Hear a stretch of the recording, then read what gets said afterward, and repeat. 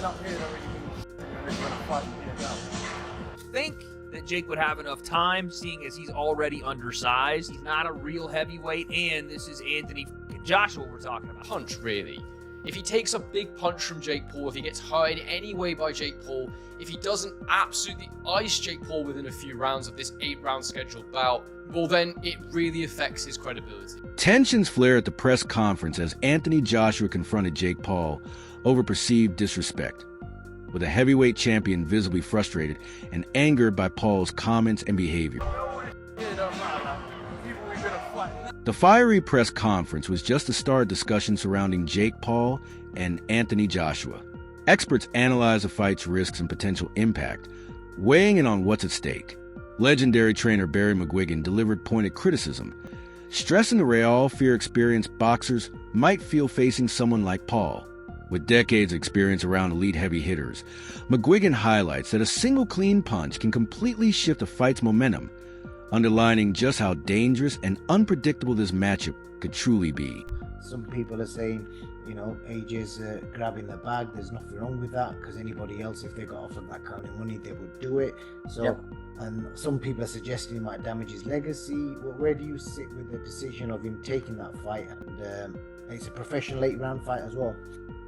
Yes, it's a highly dangerous fight for Jake Paul. I don't know what he's doing, unless they have done some sort of caveat or some sort of agreement that he says he's going to go easy on him, or he's not going to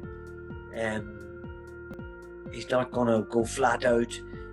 But I've been tossing this up and down in my mind and trying to figure how in under God, when he had agreed to fight someone like Tank Davis, who is several divisions below him, that's more like what Jake Paul does, and then he goes from there to fighting Anthony Joshua. I mean, just look at what happened to Francis Ngannou, who's a big, athletic, tough guy and had gone 12 rounds with Tyson Fury and given him a real ding-dong, and then he gets absolutely obliterated in a round and a half against Joshua. That shows you, despite the fact that he's been knocked out since by Daniel Dubois, who could knock out anybody, by the way, in any weight division or in any era of the heavyweight division. He's such a powerful guy; he could knock anybody out if he hits them properly. But it just seems utter madness. And Wade, host of the Wade Concept podcast, reveals that Jake Paul's secret weapon for the Anthony Joshua fight has been uncovered. Paul has been sparring with several heavyweights to replicate Joshua's size, height, and experience, giving him the chance to handle real heavyweight power. These sessions help sharpen his timing, strategy, and adaptability.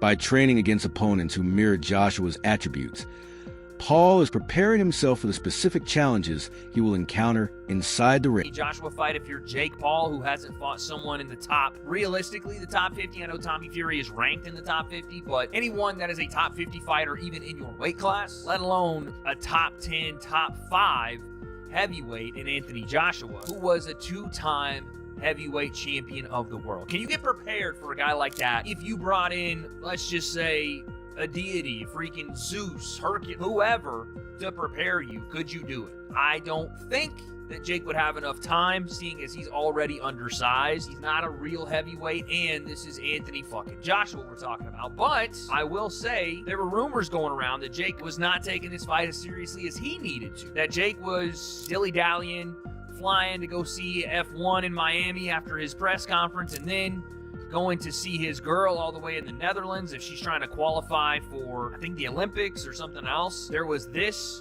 post from his girlfriend. I don't know if, again, this was in the Netherlands or where it was at, or maybe this is an old picture, but Jake flying around the world when he has a fight in about 4 weeks is probably not the greatest look, and it doesn't seem to make it look like he's taking it as serious as he needs to, locked away in the gyms of Puerto Rico. Now, again, that could have been a different picture. That could have been something else, but that's pretty shocking to see. With that being said, I want to push back on that because I do think Jake is taking this as seriously as he absolutely needs to, because this is not only the toughest fight of his career, it's the most dangerous to the longevity of his career, to his health and well-being. And so to do something like that, you need to bring in the best help possible to get ready. We already heard that Jake Paul was preparing for Anthony Joshua by sparring the guy that Anthony Joshua was about to fight in Cassius Chaney, this gentleman right here, who was 24-3 from B-More, aka the DMV, and apparently is a top 100 heavyweight, even though it doesn't say he's actually a top 100 heavyweight. That was what he was being marked. Spencer Oliver,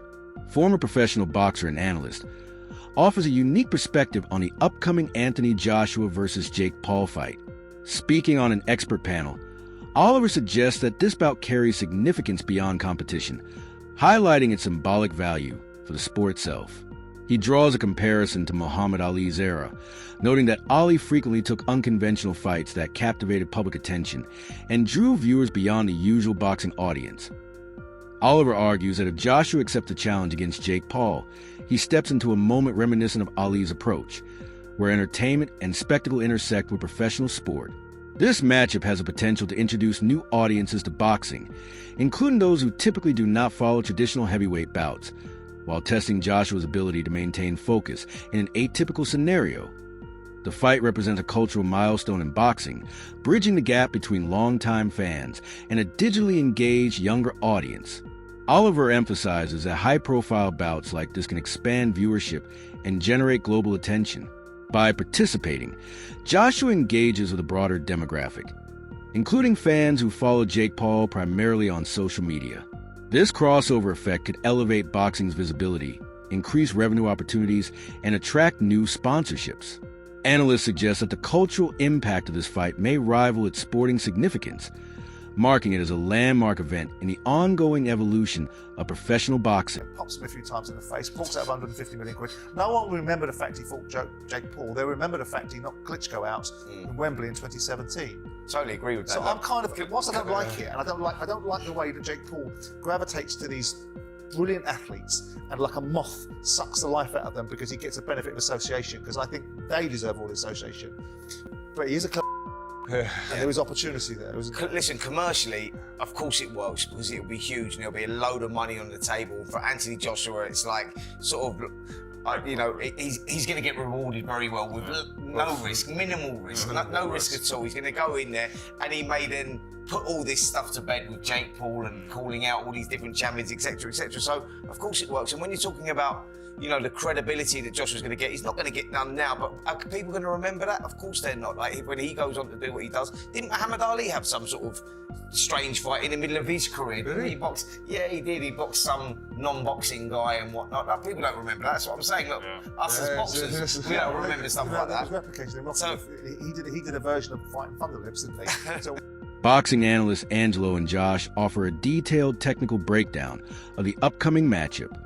Evaluating both fighters in terms of experience, skill, and natural ability, they emphasize that while Jake Paul shows courage, he does not yet compete at the level of elite heavyweights like Anthony Joshua or Deontay Wilder.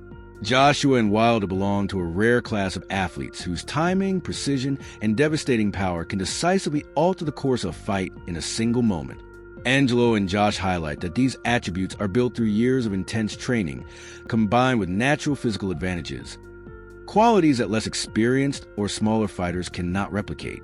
They stress that bravery alone cannot replace skill.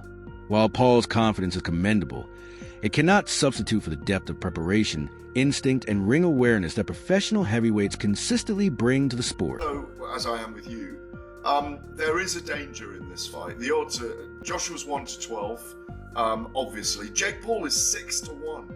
Yeah,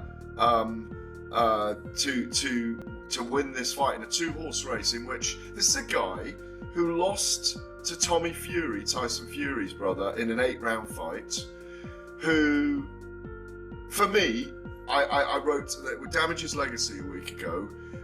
It will damage his legacy for several reasons. If the Deontay Wilder fight never emerges, which it looks like it isn't, I've been calling for that fight for ages.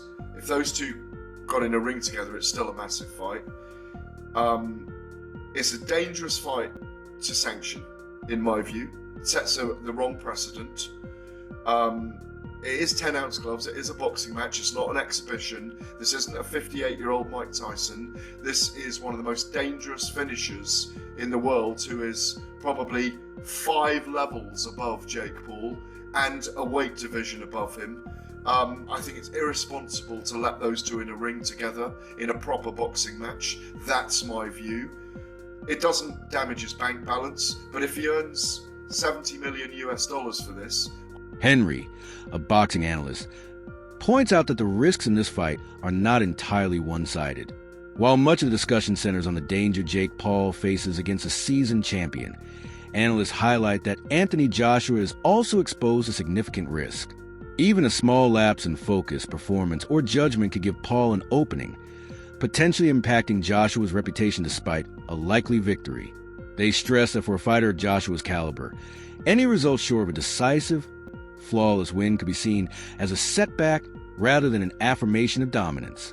This analysis emphasizes that the matchup is far from a guaranteed showcase of the champion, with both fighters carrying substantial stakes regarding reputation, public perception, and professional legacy.